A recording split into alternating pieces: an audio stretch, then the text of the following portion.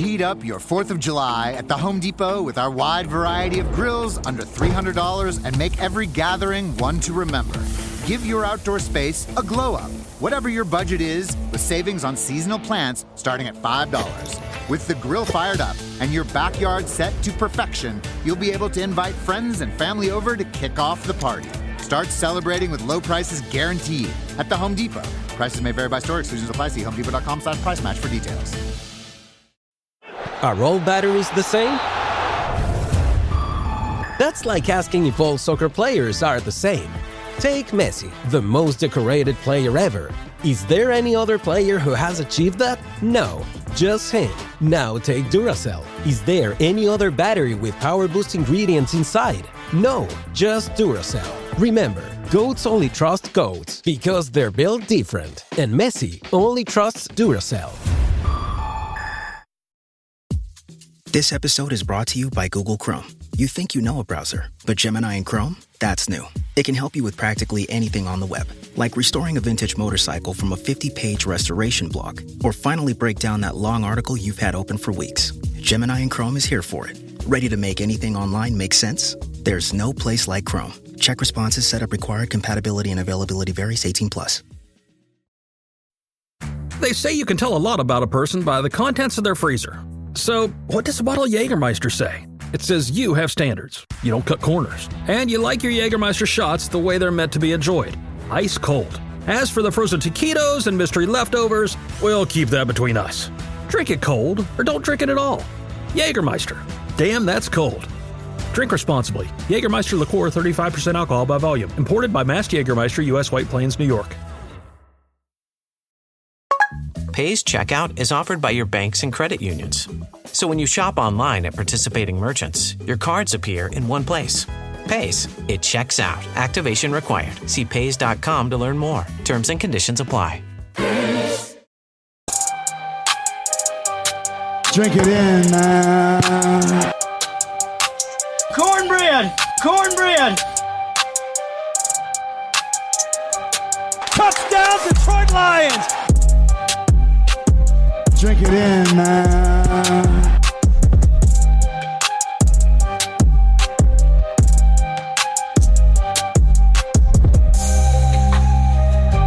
Cornbread! Cornbread! Touchdown, Detroit Lions! Drink it in, man.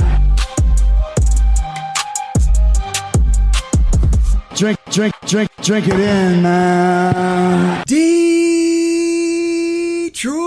Koolaid. Detroit Koolaid drinkers. Drink it in, everybody. Drink it in, man. That delicious Detroit Koolaid, double-sided cornbread. You know how we do. Cornbread! Cornbread! The one and only at Chops and the D is back. We've got lots to talk about. Lots of hype, lots of cornbread, lots of Kool-Aid. Also some unfortunate things. We're going to do dollars that make sense. Wide receivers, corners. Before we do that, we got to introduce the man, the co-host. He's become a legend here on this show. It's my buddy. It's the one and only. You can find him on the Twitterverse at Chops and the D.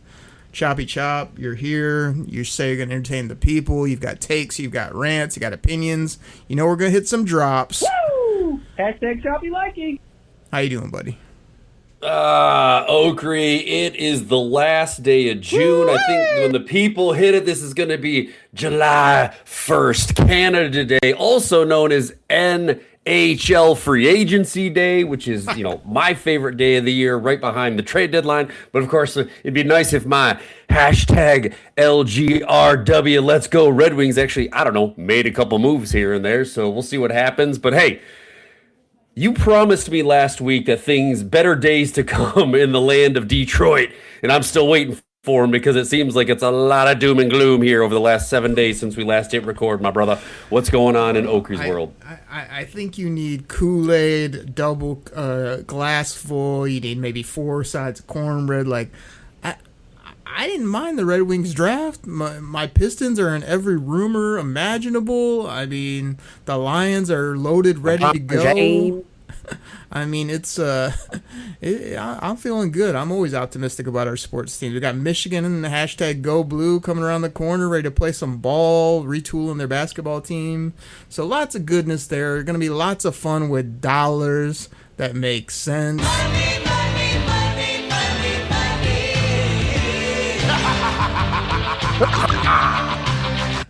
But before we get to that, before Chops tries to mimic the laugh, which he's done very well the last couple weeks, he also tweeted out the $1 Million Man GIF, or GIF, however you want to say it, which is incredible.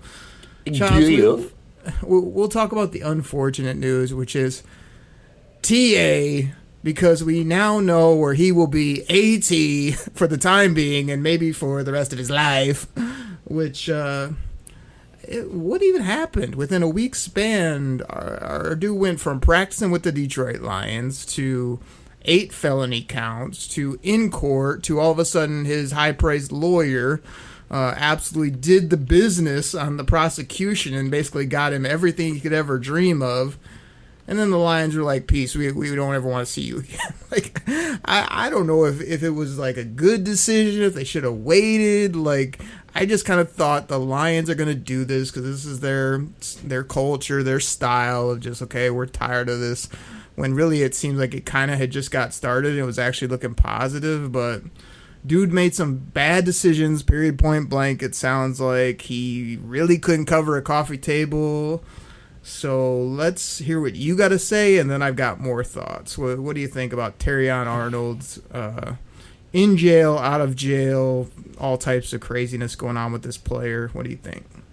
Yeah, I mean, I think it'd be remiss if I didn't start out by saying, like, hey, we have to let the legal system play itself out. You are innocent until proven guilty, but this week was not a good look for Mr. Terrion Arnold, because you went from Dan Campbell defending him in the press conference to the dude's been arrested facing potential life in jail to getting him paraded out on and by the way, since when are all these like trial jury things like live streamed on YouTube and stuff? Like we're watching live as the judge is hearing different defenses from this, and they parade him out there in the green smock, which if you don't know, if you know, if you don't want to know why he's wearing that thing.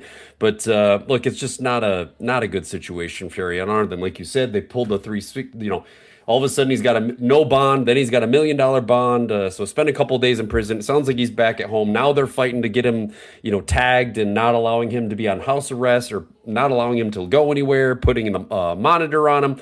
Look, all that aside, the Lions had to make a business decision. They decided they just wanted to distance themselves from it. We're going to dive into the dollars and talk about that a little bit later on in here. But like first and foremost, like if Terrion did this, then man, you don't get away with this kind of stuff. If he was aware of it, if he put these people up to it, like he's in trouble, man. This is a serious, serious offense. And the crazy thing to me is, Okri, and like this dude makes millions of dollars. And yes, I understand it's taxed and it's not as much as we think. And even though, 4.2 million really becomes 3.0 and blah, blah, whatever. If all this happened over a robbery that was allegedly a total of like $8,000, like you threw your whole NFL career and earnings away to try to get back at somebody who allegedly robbed you of $8K. Like it just doesn't make any sense to me. I don't understand where these people's heads are at when they make these decisions. And hey, maybe he had nothing to do with his 3 best buds going out and trying to find these guys and do whatever, lure them into these places and figure out where the stuff went, blah, blah, blah. But I don't know. I really just, the guy's got burner phones on him. There's all this other stuff. It doesn't look good for TA. Like you said, unfortunately, I know the one place he won't be at is the Lions training camp, their facility at Ford Field. He's done, cut, waived, whatever. We'll talk about the salary ramifications, but man, yeah. You just feel bad for the kid because he's, this is not good a place to be for a kid who's 23 years old. This feels like a situation and decisions that did not make sense. It's a bad decision, period, point blank. It was one of the dumbest decisions I ever made. And here's my take, Chop, is like, when the Detroit Lions drafted on the clock, me and you live on the microphones, I couldn't say Terrion Arnold's name fast enough. You want to know why? Not because he was the top player on the overall board, not because he is going to just do this, make all these INTs do. I wanted him so bad when he was there, when they moved up for him, because of the person that I thought he was. I thought this was the absolute best personality football character. I mean, he did so many interviews with Stacey Dales talking about Miss Terry down there at Alabama and had the $1 million smile and said everything right and talked about how he was going to be a legend and he loved his teammates and the city of Detroit. I'm home. That's where I feel the most burned, because I still feel like a lot of that is true, and this could just be a one bad decision, a bad night, a bad didn't know, should have known, kind of a, sometimes you, I don't know if he thought he could either get away with this or if he thought it wasn't that big of a deal and now he's finding out it's a huge deal. Like, there's so many rumor innuendos, circumstances, things to talk about, but I feel like overall he's a very good dude that still needed time to come into his own as a football player in the National Football League. But if you would have told me that this dude was going to have this type of issue, be out of the league in a few years, was going to have all this legal trouble, I never would have believed you ever, because I thought Terrion was such a great character pick, as well as a position of need, as well as a damn good football player at the time. So that's where I sit with it, man, is I really hope that maybe he is found innocent, or this is one clunk up, but he doesn't get the life sentence and he can actually make good of his life, because I think there's a lot of good there, but I think this is a situation where, as you noted, if he did it, this is stuff you can't do, and you have to be held accountable, whatever the court and people decide. So I'm not even really in it for like, oh, how does it impact the line? What are the salary cap? I'm disappointed in the dude himself, who I thought he was and who he's kind of shown to be right now. The fact the Lions kind of said, man, you really didn't even tell us the truth. Evening. Buyer's remorse. Buy a new car? I'll be moving in. Let's get started. Sorry, I think there's been a mistake. I bought it from Carvana. You what? Yeah, great price. I even have 7 days to love it or return it. So there's no... No buyer's remorse. More like buyer's rejoice. I guess I'll let myself out. Congratulations. I mean it. Buyer's rejoice. Buy your car today on Carvana. Limitations and exclusions may apply. See our 7-day return policy at Carvana.com. What is all this other stuff? We don't even care. We're not even going to wait for the verdict. We're just getting out now. That tells me a lot too. So I think they took the safe approach by just getting out now. They'll find another coroner. Not a big deal when it comes to football. Personally, I kind of hope Terrion Arnold works his way through this and his lawyer can help him out and he can get either reduced or kind of not the most. And I hope the dude's okay, but if he was the mastermind of all these plans and it's all these federal offenses, you got to pay the piper too. So that's where I'm at with it, man. Yeah, it's tough. And I think you touched on a great point. Like, going back in revisionist history, you and I at pick 2024, we both ran the card up to the podium. I think we both had ranked him in our top 15. And it was like, dude, this kid, not only a great player, great fit, great smile, great culture, everything, comes highly regarded from Bama. All that stuff. So we both picked him on the clock at 24, thinking he would be a great piece. Now, I think this is a good spot to, and I know, it's hard to, I struggle because this is a human we're talking about and it's his life, it's his future, it's, everything that he has or might not have going for him anymore. But, this is the Detroit Koolaid Cast and we got to talk about the impact on the Lions. And I am telling you, Okri, I'm out here and I'm listening to all these talking heads and you know who they are. They may be on Woodward. They may be at a ticket. They may be where all these people coming out of the woodworks going, oh my gosh, Brad Holmes has to make a move now. He can't sit by idly and just let this go. You can't afford to lose Terrion Arnold and go into camp and go into the regular season. People, y'all are acting like Terrion Arnold was like I don't know, even an average corner last year. Like, this dude had like a PFF grade of like 52, which is 97th out of 115 cornerbacks that were rated, okay? We're not talking about some CB1 burner monster. Yes, he had lots of potential. Yes, he was a first-round draft pick. But, like, y'all are panicking and acting like the Lions are just dead. Like, oh, like, you know, like we don't have DJ, that's my DJ anymore. Like, we don't have all these other cats that we're going to dive into here. But, like, the people that are all of a sudden like, oh, my gosh, these are the top corners on the market. We got to go make a signing. Brad Holmes, I challenge you to sign a $10 million corner because we got to replace her. Really? Like, this dude was like CB4 last year on the Lions. If I'm looking at the list, and we will dive into it, the guy was not even our top 2 corner, when statistically speaking. So calm the F down. We lost him. I feel worse about him as a person, what's going on with him. I don't feel so terrible about not having him on my team anymore as far as production. Okay? I liked him. He had potential, but he wasn't producing on the field. Let's be honest. Was this one of the non-Kool-Aid drinking culprits that you may be speaking of? You know why? Because I'm not a Kool-Aid drinker. That guy. Mean, look, he's one of many. One of many. Even the guys on the old, you know, the main road down the drag on Woodward in Detroit, like flipping out, like pounding the table, screaming. I'm like, guys, like, it's not like you just lost Will Johnson or something. Like, you just lost TA. And half the time we're like, where you AT? So... Here's what it is, man. People just look at the depth chart. He was projected to be CB2. You see the Twitterverse going, oh, it's a Terrion season, breakout year. That's all you see for these guys that have underperformed. They're in year 2 or 3. That's the sweet spot to throw that tweet out there and hope that you strike gold. I mean, we had high expectations for him too, but Chops, if there was a coffee table in front of him, could he cover it? What do you think? TBD, if you ask me. Well, we'll see. We kind of hoped he'd play well, and he never did. But how many times do we call it straight out, Okrie? There goes TA getting roasted, toasted, and extra crispy. One interception in his career so far. I think for me, let's just finish it out like this. That is the football side. Yes, people are going to freak out because he was a starter. He was a young cat.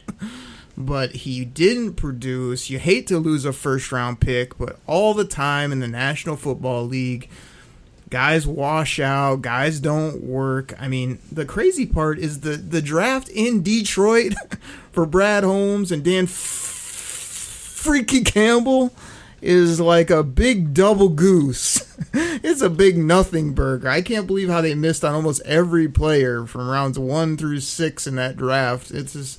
How does that happen? Hey, don't be knocking my boy Christian Mahogany.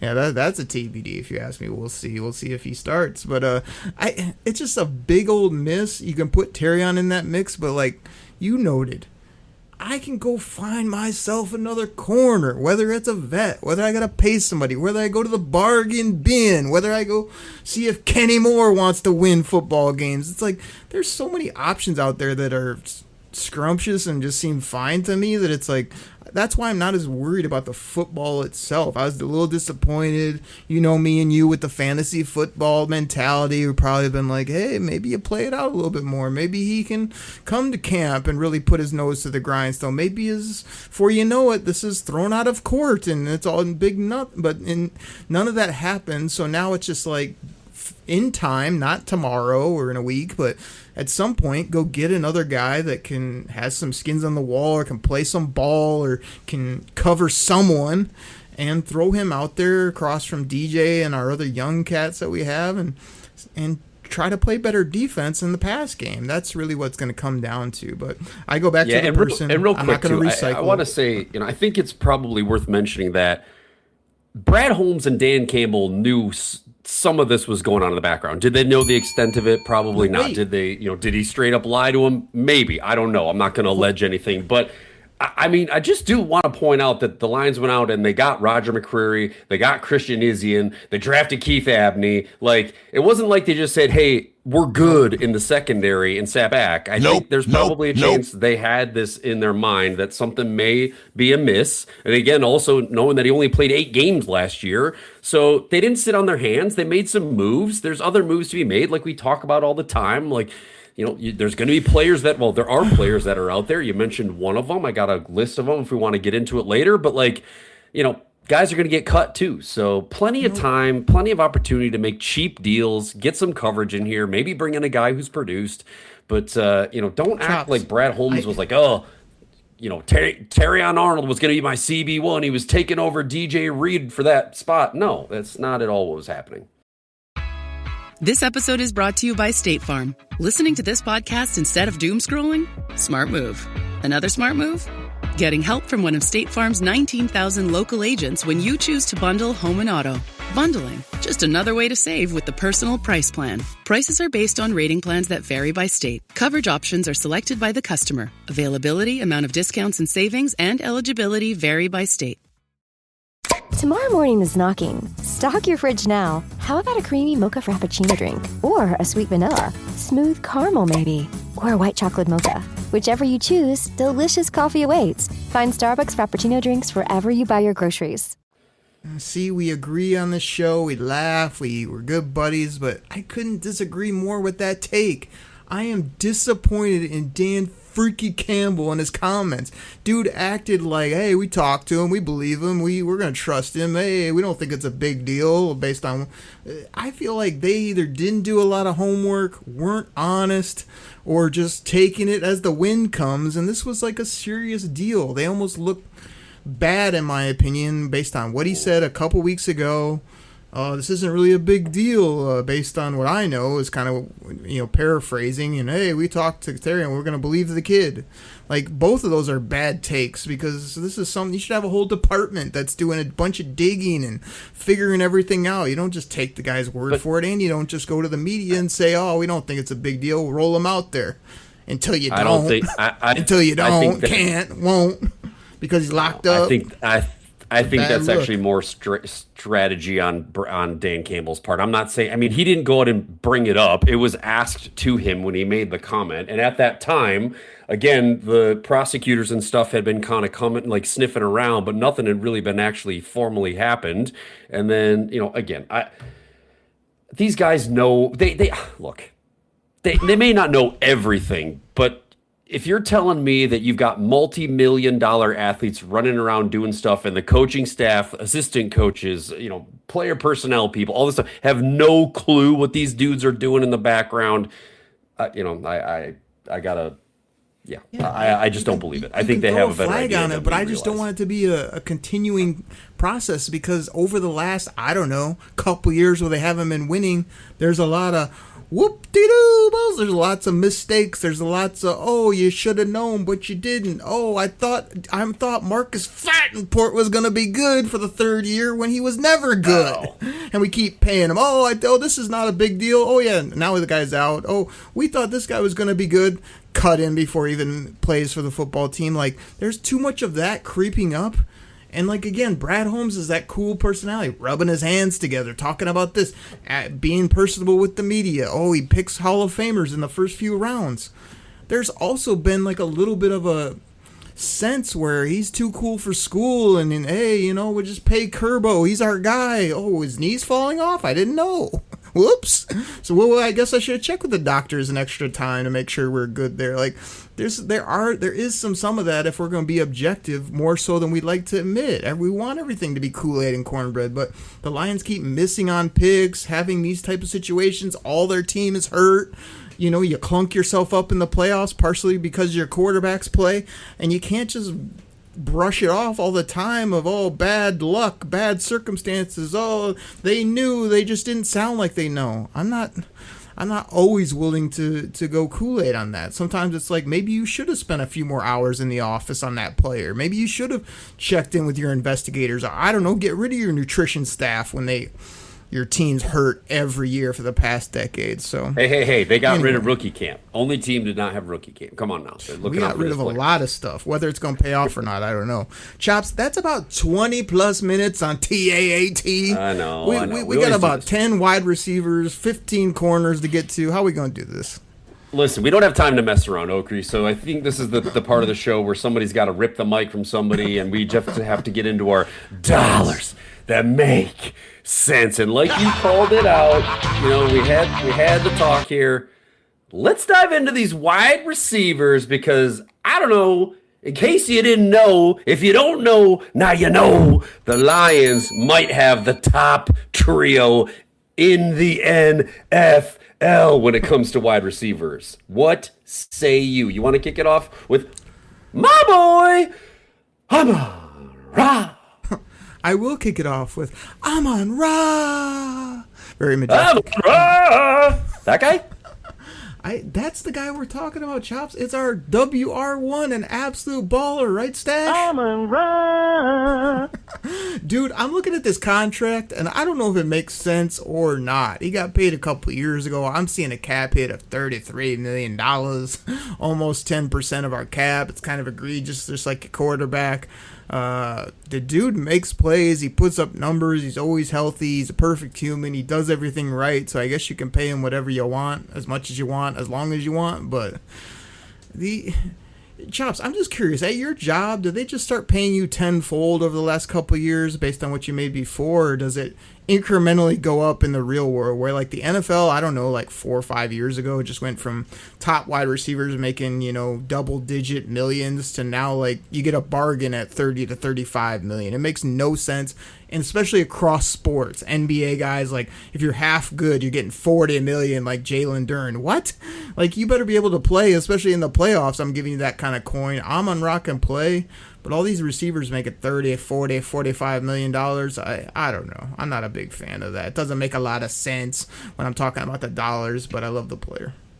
Look, first of all, to answer your question, no human being in a regular 9 to 5 or middle management or worker bee or even executive have some kind of like escalator that, again, we're not on contracts. So it's not a good comparison, right? Like, if my job doesn't need me, there's a million other jabronis that can come do this job, right? There's only one at Chops in the D, but there's plenty of people that can come do my job. That being said, how many professional top 3 wide receivers in the NFL are there? Like, not a lot. So the guy's a hot commodity, and you got to pay your commodities if you want to keep them on your team. That's how pro sports work. So look, when you say $33 million, it slaps you in the face. I get it. It's a big number. I understand. I understand what you're saying, Beetlejuice. But Amon-Ra is worth every penny with how much elite he's been. He gets out there. Doesn't matter if he's not feeling good. Doesn't matter if he's injured. He's out there performing. He's been our best wide receiver.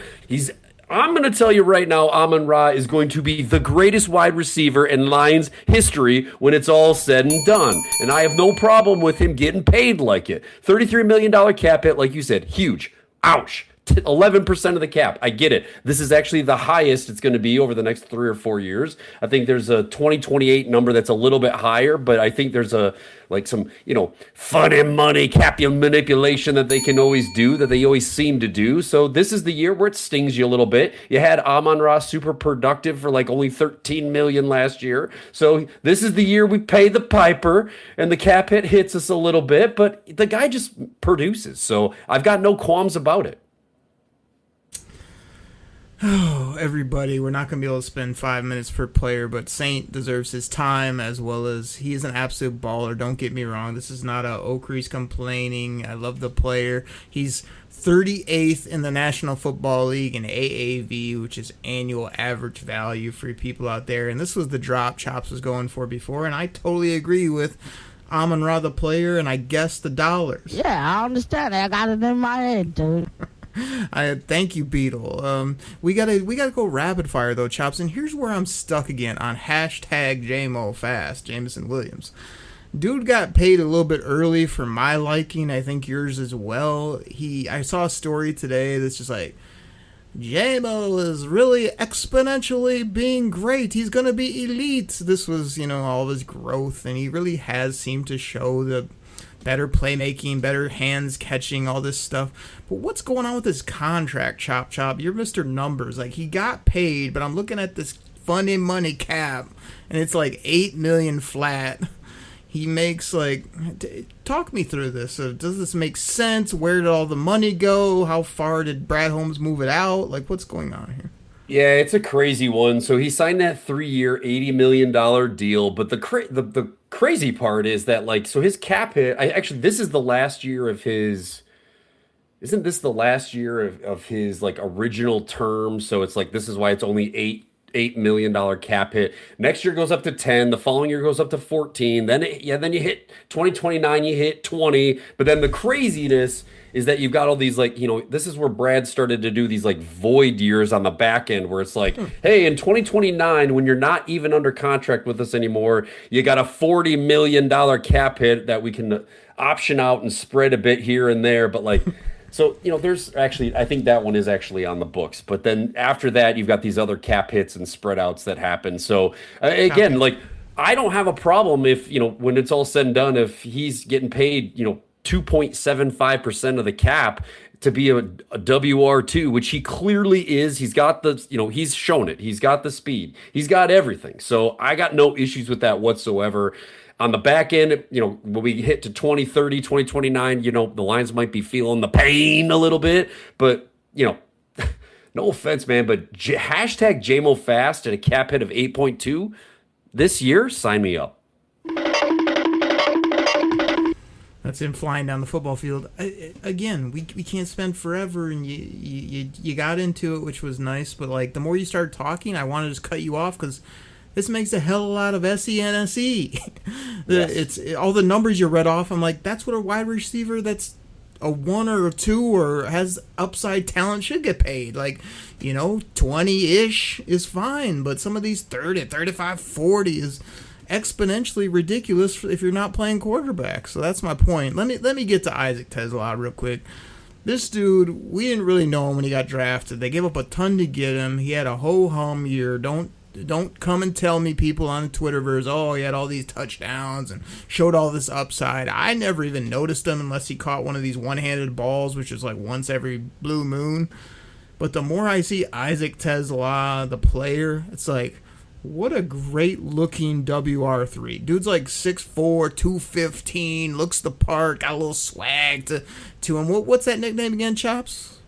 I think I'm a little confused here, but I believe all this talk about this Tesla guy, is that you're talking about Vanilla Smooth? That guy? Vanilla Smooth. That's that man. And look at this contract. This is why you love third-round draft picks. 1.5 mil, no cash, 996 AAV in the National Football League. And guess what?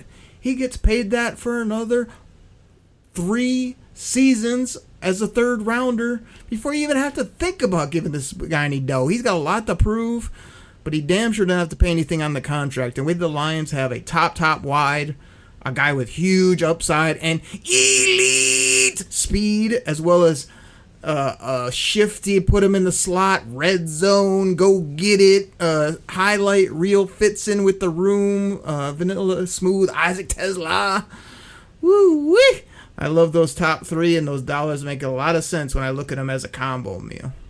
Yeah, I couldn't agree with you more, man. This is a great trio. Vanilla Smooth is going to, again, make pennies on the dollar, and he's going to put up for it. And Oakley, just in case you didn't know, the people didn't know, 37% of Isaac Tesla's catches equal a touchdown. So he had 16 receptions, 6 touchdowns. So doing my choppy matharoo, if I can just get this guy 50 catches, he'll put up 19 tugs. That's how it works, right? You just extrapolate out, right?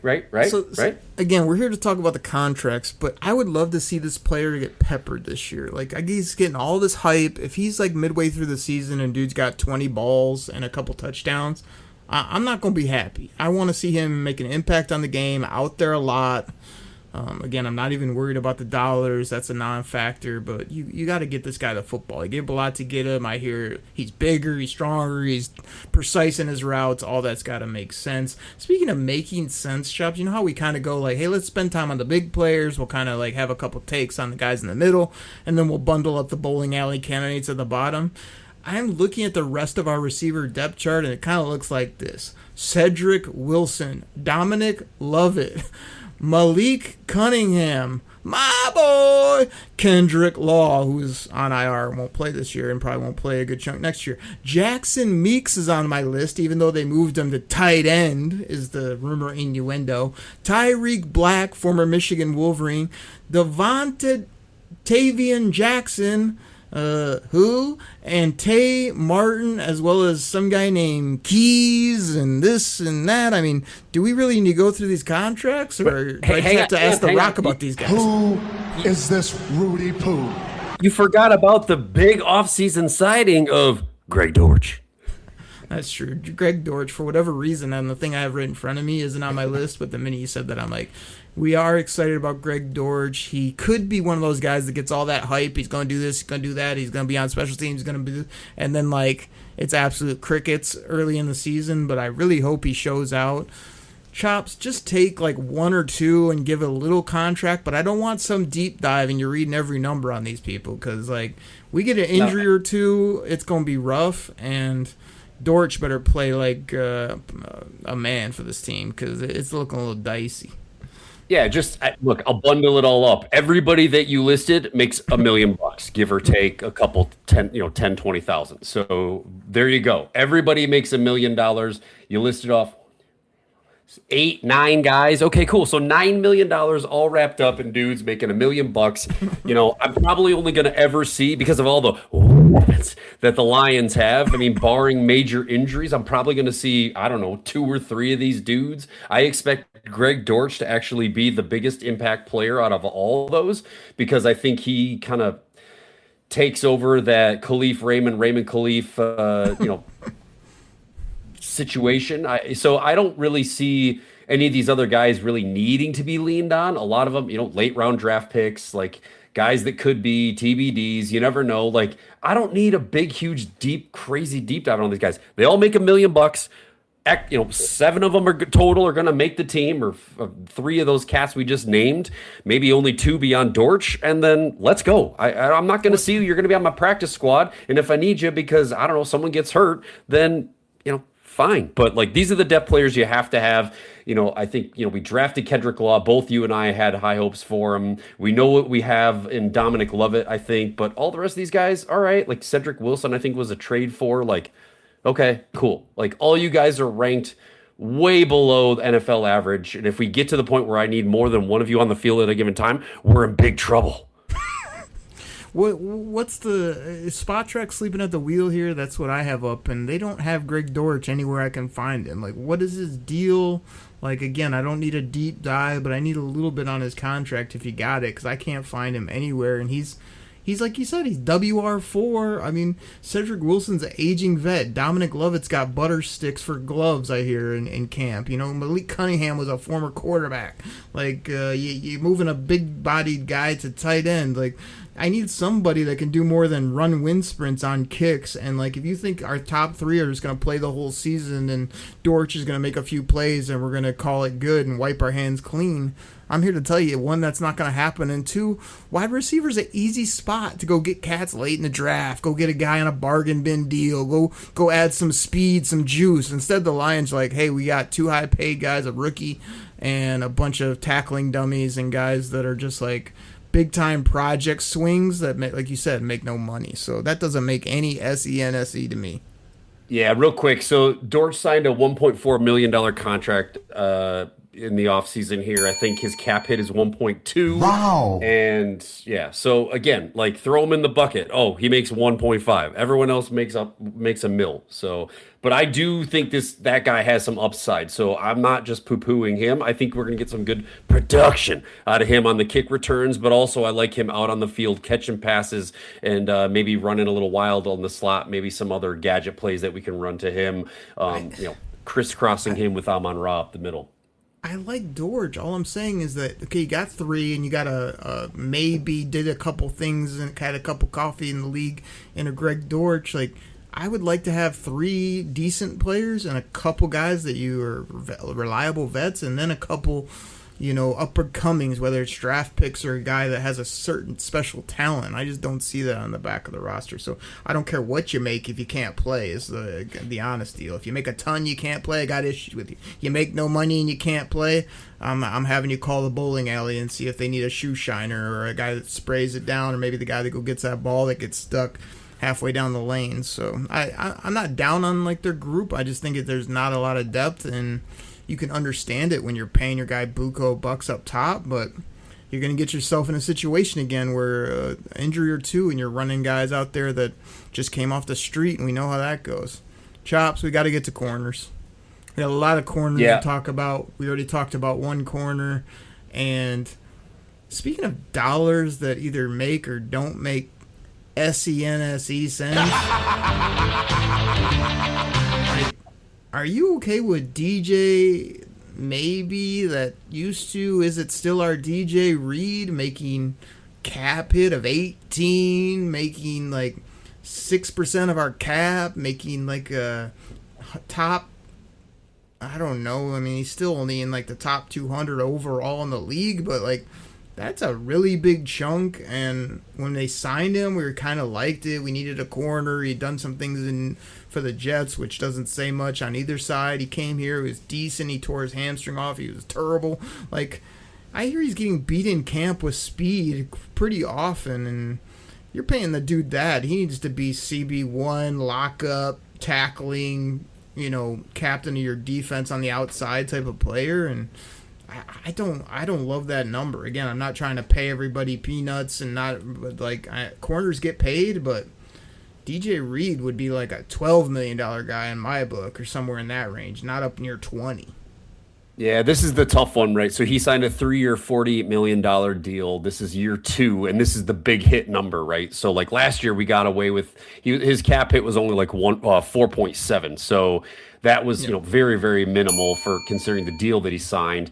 So this is the big hit year. So the 17.8 million, almost 18, that hits against the cap. That's the tough one. There's an out.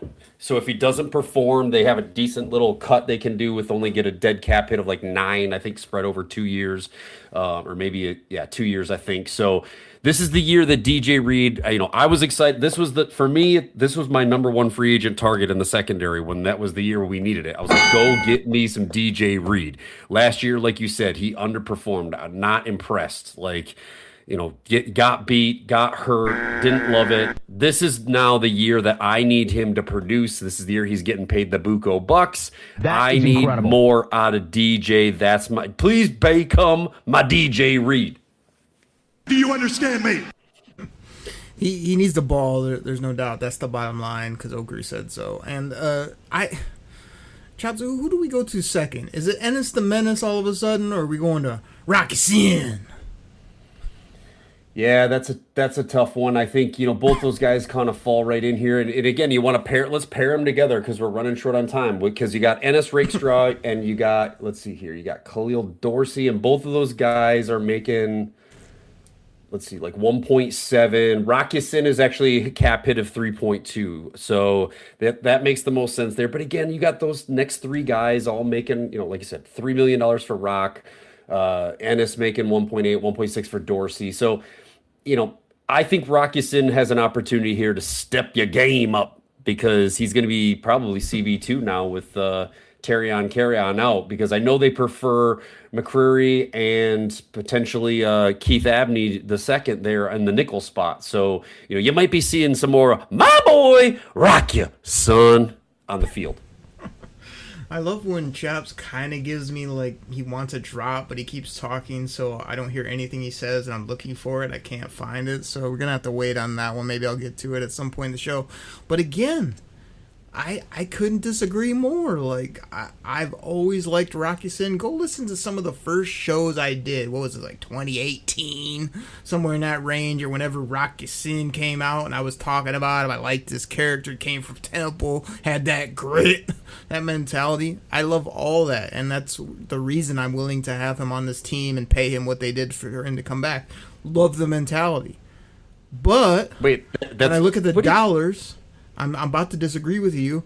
I need to see what Rake's got. I need to see if he's Ennis the Menace. I need to see this dude play. We took him in the high, mid-second. Dude's been hurt. Talking all this noise. Should be talented. He's gritty. He's young. He can cover a coffee. They'll throw him out there, and hopefully this guy makes plays. We forget who Terrion Arnold even was. Rock Ya-Sin can play depth. He can play other spots. He can cover the third wideout. But I'm talking about W or CB2. It's got to be Ennis, Rakestraw. The dollars make a lot of sense. I need to see this player. I can't baby him and say, the veteran's going to start, kid. We'll see if you can earn your spot. I need him out there as much as possible from day one of training camp until the season starts, and hopefully he's out there starting across from your boy DJ. Well, I don't disagree with you. I mean, they used a second-round pick on him, but right now, I mean, he's got... I guess he's got potential. He's been in the league for 2 years, never played a game, and he certainly doesn't have any stats because he's got no snaps. So, like, get it. I need him out there. If you think he's going to be CB2 across from DJ, I was more saying, like, Rockison is the proven product. So, like, look, I'd love, I loved this cat coming out of Missouri. Like, I was high on both those corners in 2024. We were happy we double dipped. And if we double dipped and neither one of them do jack squat, then we're in trouble. Still can't find the drop, people, but it's here somewhere mixed in with the other thousands that we've created that are funny on this show. Chops, do you know that Khalil Dorsey is still on this roster? he cost us the NFC. Wasn't he the dude that cost us the NFC Championship game, one of many? Partly your quarterback, plus our running back. Was that Dorsey or was that Vildor? I can't remember. Plus Josh Reynolds. Might have been Vildor, one of those bumskis. Anyway, they love Khalil Dorsey, and he's like, he could be a starter on this roster. He makes like $1.5 million. He's that dude that will never leave, like, I don't know, Tom Kennedy and Andre Fluellen and whoever else these guys are that we have on speed dial that come back no matter what, because probably there's nowhere else to go, let's be honest. Avante Maddox is here on my corner list, but I view him more as a safety. That's sort of where he's projected to play. So, Spot Track, again, if you want to hire me, I could help you with some of these depth charts. They're a little wonky. Going down to Roger McCreary, I'll get to him real quick and kick it back to you. Like, again, we kind of talk about this player. There's a little bit of buzz about him. Again, a nothing deal. I guess my question to you, rather than going over the dollars and the cents and this and that, like, is this going to be the year where Holmes gets away a little bit more with some of this? The prove-it deals, the hungry guy, the nobody else wanted him. He comes to Detroit because McCreary is that type of guy. He's kind of been decent, but not that great at certain spots. And it's like, can he really come here and be a every down, count on him, inside, outside corner? Like, that's what it's going to come down to. I mean, the contract's nothing. Everybody in the NFL makes... It's really sad, to be honest, to look at these guys that put their bodies on the line, get beat up, play the most popular game in all of sports. Like, here's $1 million. Are you happy? It's like, man, you should have shot hoops a little bit more, bro, when you were coming up. You would be sitting on the bench in a comfy chair making $15.5 million. I mean, it's crazy. It really is. Well, I'll tell you what, Roger McCreary at 5'11" ain't going to be shooting too many hoops and making much money there. But again, coming out of Auburn, second round pick, I think we both kind of like this cat. He was on our radar when we were doing our draft prep in 2022. But look, I think that this is a kid that has a chance. Like, I think he might be able to surprise some people. He's 26 years old. He's 4 years with Tennessee, had a cup of coffee with LA, kind of fell out of favor there, but like I said, I think they like him a bit more at the nickel spot, but I like Roger McCreary. I think he's got some potential. Not a lot of stats, but really, this is where I kind of say I kick it to, the cat that I really am excited about outside of DJ Reed, honestly, is the guy I called and told Brad Holmes pick this guy now. I'm making the Choppy pick. He went up and goes, you know what, Choppy? You're right. And he went out, dropped the card, and drafted him some Keith Abney the second. That's who I am pumped about. There it is. There it is. Guy makes $1 million, rookie deal, 4 years, nothing burger money. Like, this kid is a baller. I cannot wait to see him. I would not be surprised, Okri, coming out of camp, coming out of early season, if this dude ends up establishing himself maybe around game 6, 7, 8 as our CB2. Yes, sir! I mean, you say that, and I'm all buttered up in the cornbread with a double glass of Kool-Aid. It's like, it sounds... How many times have we drafted, like, that mid-round corner that everybody gets excited about? No, he's flashy. You get the football, he'll run and hit you, and then it's like he's either buried on the depth chart or hurt or can't get the football or can't tackle. It's just like, the guy's got to show me. I like everything he said. I like how he can play. I like the draft value, but it is a show-me league, so... He's got a big opportunity, Okri. There's a big hole right there at CB2, ready to be snagged up by somebody. Yes, I'm sure they're going to do the rotational thing. They're going to give Ennis a chance. They're going to give Khalil a chance, all those guys. But, like, I think Keith Abney is the cat that comes in and rips that job away from everybody else. I mean, again, it's fine, but you can say it. In your heart of hearts, do you really feel like a 4th, 5th round rookie is going to come in and be your CB2 and be locked down? I don't think that happens too often.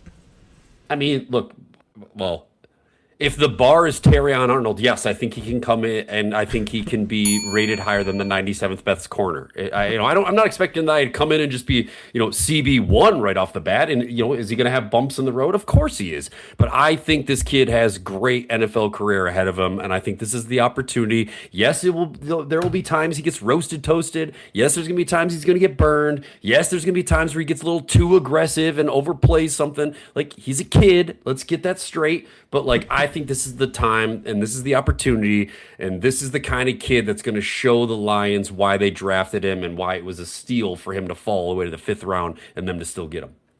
And Chop, since we're here to talk about contracts, are you with me the more that we do this, that the reason you don't just give away draft picks like candy is because you can get a guy like this that you never thought would be there in that round at that point at a position you needed for like 4 years, a total of $5 million bucks, total.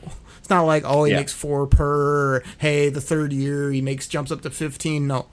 Keith Abney, whether he balls or is an absolute bumskarooski, makes $5 million in total to play 4 football seasons for you, basically. Like, that's insane. That's why you don't just give draft picks away. And that's why you value the mid-rounds. Why do you think me and you hang in there? Well, I do. So you usually kick out on the 3rd day.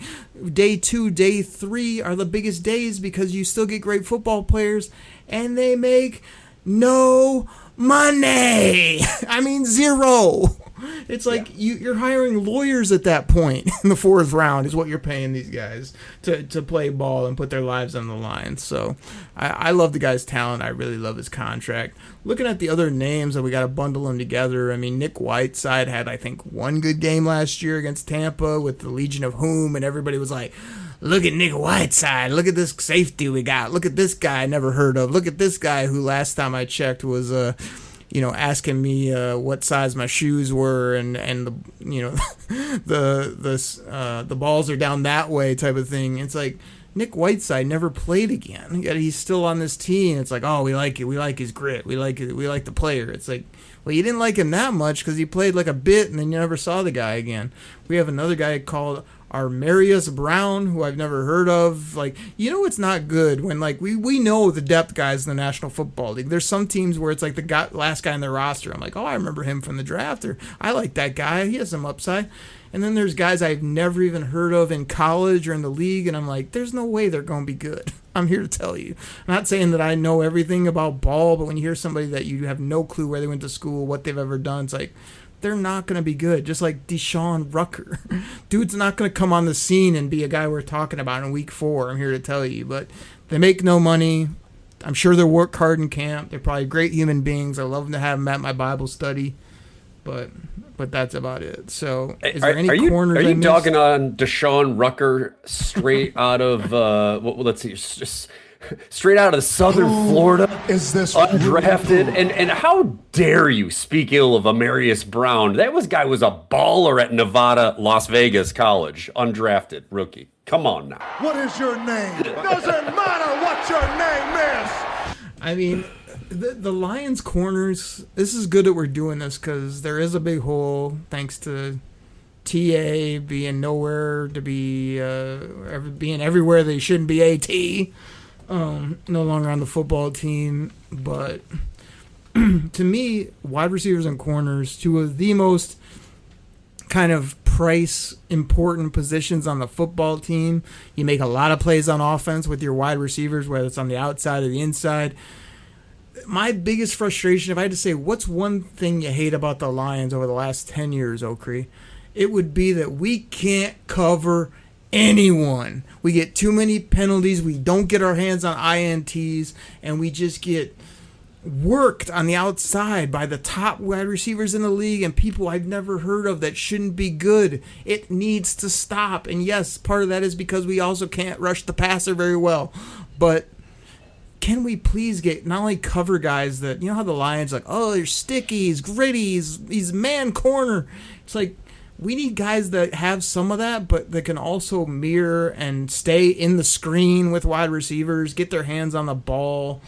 You just got to see more of that. So, like, to me, the dollars are fine across the board, but the play needs to step up. And looking at that wide receiver depth chart, it's like we got 4 that I pretty much like, and then a bunch of crickets, but the dollars still kind of work out, even though it's top heavy. So, make plays at wide receiver, cover a coffee table if your position is CB, and let's go win some football games.